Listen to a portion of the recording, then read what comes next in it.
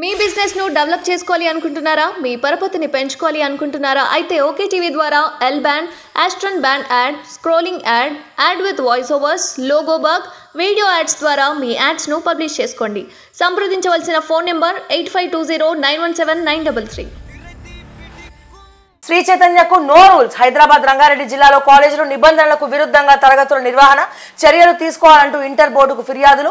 Light తీసుకుంటున్న ఆఫీసర్లు నోటీసులకే పరిమితం. యాజమాన్యంతో కుమ్మక్కయ్యారనే ఆరోపణలు. గత ప్రభుత్వంలో పెద్దల అండదండలు. రాష్ట్ర సర్కార్ ఫోకస్ పెట్టాలని పలువురు రిక్వెస్ట్.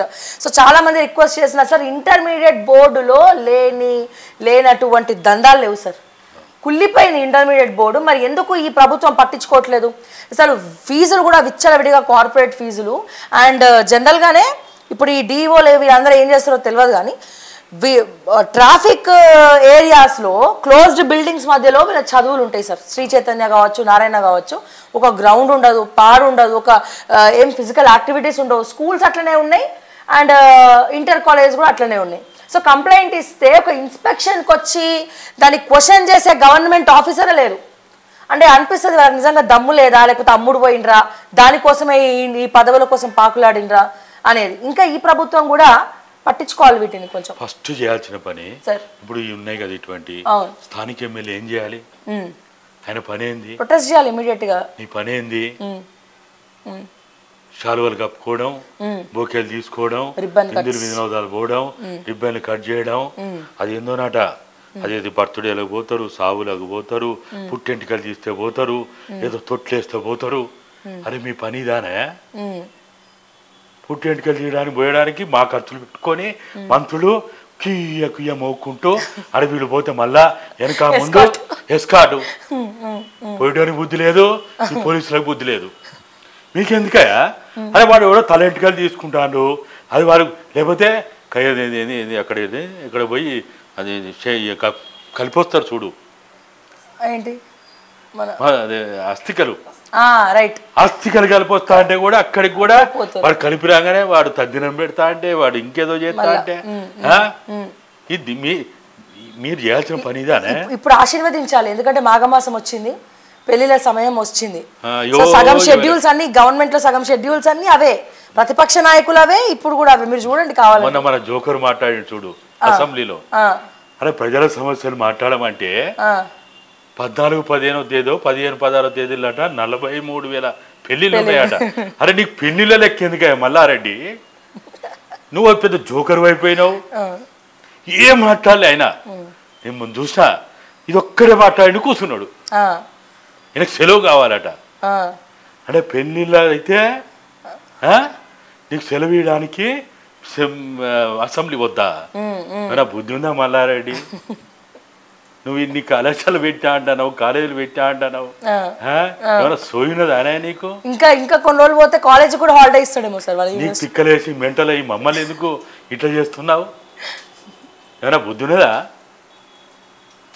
చట్టము, రాజ్యాంగము మన పని. నీ పని 43 ఇది లెక్క తీసిండట. నువ్వు ఆ లెక్కలేదు, లెక్క తీసినా ఇన్ని పెళ్లిళ్ళు ఉన్నాయి, మరి పోవాలి మేము. ఇప్పుడు ఆయన చేయాల్సిన పని ఒక ఇది, ఈ కాలేజీల కాడికి పోవాలి, వీళ్ళు పర్యవేక్షించాలి. మీరు వీళ్ళు మేటిగాడ పోయి వెలగదీసేది లేదు, నల్గొండ పోయి వాళ్ళు వెలగదీసేది లేదు. పోయి ప్రైవేట్ స్కూళ్ళ దగ్గర పోవాలి, ప్రైవేట్ కాలేజీల దగ్గర పోవాలి, ప్రైవేట్ విశ్వవిద్యాలయాల దగ్గర పోవాలి, ప్రైవేట్ నర్సింగ్ హోమ్ల దగ్గర పోవాలి, ప్రైవేట్ క్లినిక్ దగ్గర పోయి వీళ్ళు రాబందుల లెక్క ఎట్లా దోసుకుంటున్నారో అది చూడాలన్నా మీరు. మీ ఎమ్మెల్యే పని ఏంటిది? ఇది ఆడ మీ నియోజకవర్గ పరిధిలో మీరు చేయాల్సిన పని ఏంటిది? భూములు అన్యాక్రాంతం అవుతుంటే అప్పుడు చేయరు. ఎల్బీ నగర్ లోని శ్రీ చైతన్య బ్రాంచ్, ఎల్బీ నగర్ ఎమ్మెల్యే సుధీర్ రెడ్డి గారు స్పందించాలి. మీరు సోషల్ మీడియాలో చాలా యాక్టివ్గా ఉంటారు కాబట్టి మరి మీరు పోయి ఈ స్కూల్ దగ్గర ఒక వీడియో చేయాలని నేను కోరుకుంటున్నాను. మీ ఫేస్బుక్ పేజ్లో రావాలి ఇది. సో ఫీజెస్ సార్ ప్రజలకు కూడా నేను విన్నవించుకుంటున్నా, 2 చేతులు జోడించి. మీ ఇళ్లలో ఫంక్షన్ అయితే ఎమ్మెల్యేలని, మంత్రులని అనవసరంగా మీరు ఆహ్వానించకుర్రి. అరే మీ ఇంట్లో మంచిగా మీ బంధువులు, మీ చుట్టాలు, లేకపోతే మీ స్నేహితులతోటి మంచిగా ప్రశాంతంగా ఉండండి, ప్రశాంతంగా జరుపుకోండి. ఓ ఎమ్మెల్యే రావాలా, మంత్రి రావాలా, ఇంకెవరో నాయకులు రావాలా? అయ్యేందుకే వాళ్ళ ఒక స్కూల్ కోసం పిలవండి, ఒక హాస్పిటల్ కోసం పిలవండి, ఒక ఉపాధి కోసం పిలవండి, ఒక గిట్టుబాటు ధరలు రాకపోతే పిలవండి, ప్రజల సమస్యల కోసం పిలవండి, రోడ్లు బాగలేకపోతే పిలవండి, నీటి సౌకర్యం లేకపోతే పిలవండి, కరెంటు సౌకర్యం లేకపోతే పిలవండి, గావాటి పిలవాలి కానీ పాపం అప్పుడు కూడా పిలుస్తున్నారు సార్, రారు. అదే వీటి మాత్రం వస్తారు. ఓ అవసరమైతే ఒక అర్ధగంట ముందే వస్తారు. అవును, ఆబ్వియస్లీ. మళ్ళా వీళ్ళు వచ్చినంటే ఓ పేద తోపులాట. ఇది అసలు వాడు ఇంటి పెద్ద ఎక్కడ ఈ పెళ్లి కూతురు ఎడిపోతారో తెలియదు, పెళ్లి కొడుకు ఎక్కడ పోతారో తెలియదు, పెళ్లి పెద్దలు అమ్మా నాన్నలు ఎడిపోతారో తెలియదు, అయ్యగారి మాత్రం చూసుకుంటారు. కరెక్టే. అండ్ అట్లనే కొంచెం ఇది కూడా మీరు చెప్పండి సార్, అంటే ఫీజెస్ కూడా కొంచెం అదుపులో పెట్టమని చెప్పి కాంగ్రెస్ ప్రభుత్వానికి ఒకసారి మీరు సలహా ఇవ్వండి. ఎందుకంటే మీ సలహాలు కూడా వాళ్ళు ఫాలో అవుతారు కాబట్టి. ఈ ఫీజెస్ ఒకటి, మెడికల్ మాఫియా విపరీతంగా అయిపోయింది తెలంగాణలో. కార్పొరేట్ హాస్పిటల్స్కి వాళ్ళు అడిగితే నీ డబ్బు లేనప్పుడు ఎవరు జాయిన్ అవ్వమన్నాడు అని చెప్పి ఒక డైలాగ్ చెప్పి వదిలేస్తున్నారు.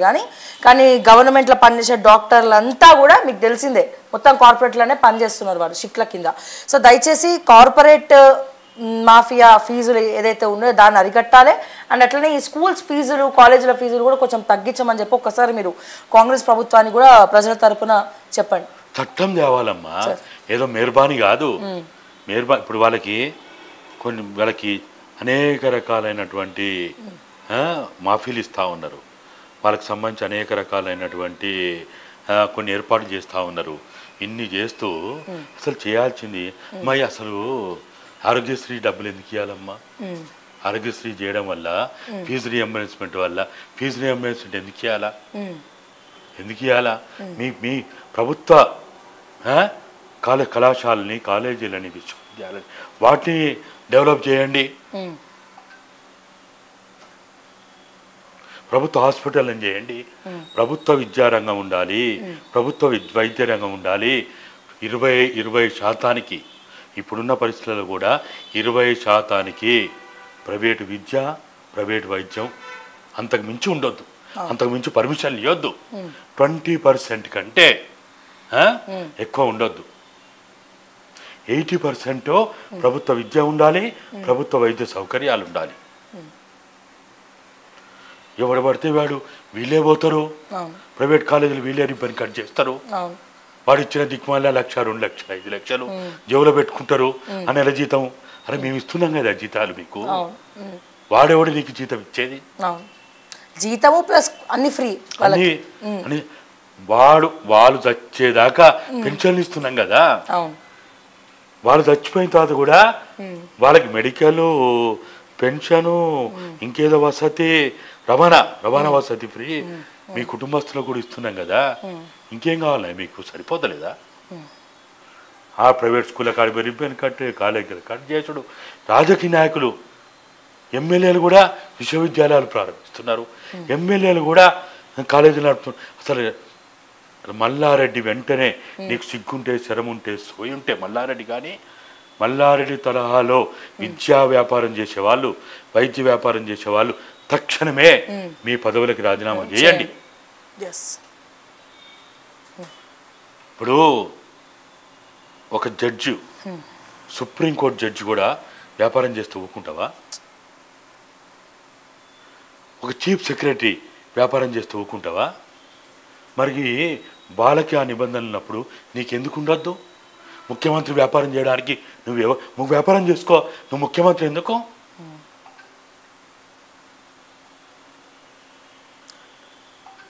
మొన్న రేవంత్ రెడ్డి గారు మాట్లాడితే కూడా నాకు చాలా బాధ కలిగింది. పాలకులు ఏం చెప్తున్నట అది అధికారులు అమలు చేయాలట. అంటే డూడు బస్సు ఉన్న లెక్క ఉండాలి, తాబాదారు లెక్క ఉండాలి, మీ చేతు నీళ్ళు మా దాగేటట్టు ఉండాలా కదా మాట్లాడేది. సెక్రటరియట్లో కూర్చొని పాలకులు ఏ నిర్ణయాలు చేస్తే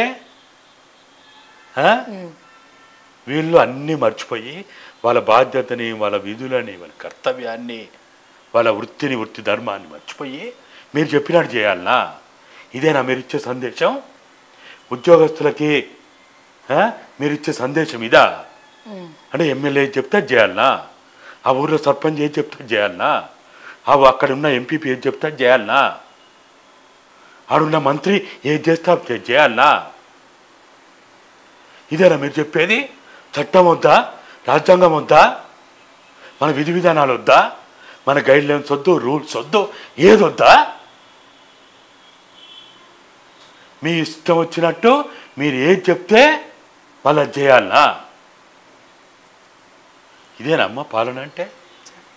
ఇది కాదు. ఎవ్వరు చేయాల్సిన పని. మనకి 4 వ్యవస్థలు ఉన్నాయి. లెజిస్లేటివ్ వ్యవస్థ ఒకటి, ఎగ్జిక్యూటివ్ వ్యవస్థ ఒకటి, జ్యుడిషియరీ వ్యవస్థ ఒకటి, మీడియా, 4th ఎస్టేట్ మీడియా ఉంది. ఎవరి పని వాళ్ళు చేయాలి. నువ్వెవరివై చెప్పడానికి? అసలు మీరు ఎవరు?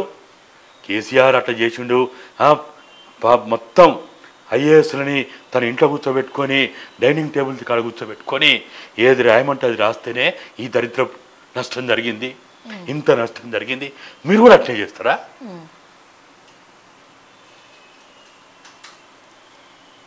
కాబట్టి ఇక్కడ వీళ్ళు పాలకులు ఎవరైతే ఉన్నారో, పాలకులుగా చెప్పబడే వాళ్ళు ఎవరైతే ఉన్నారో, లెజిస్లేటర్స్ ప్రజాప్రతినిధులుగా ఉన్నారో వాళ్ళ పని వాళ్ళు చేయాలి. ఎగ్జిక్యూటర్స్కి ఎవరైతే ఉన్నారో పాలనా వ్యవస్థలో వాళ్ళ పని వాళ్ళు చేయాలి. దాంతోపాటు న్యాయ వ్యవస్థ ఎప్పుడు డేగా కన్నుతోటి ఇటువంటి వస్తుంటే మీడియాలో వెంటనే సుమోటోగా కేసు ఫైల్ చేయాలి. న్యాయ వ్యవస్థ మూడో కన్నుగా పనిచేయాలి. దాంతోపాటు ఈ 3 కన్నులు మూతపడితే 4వ కన్నైనా మీడియా, 4th ఎస్టేటు మీరు కళ్ళు తెరవాలి.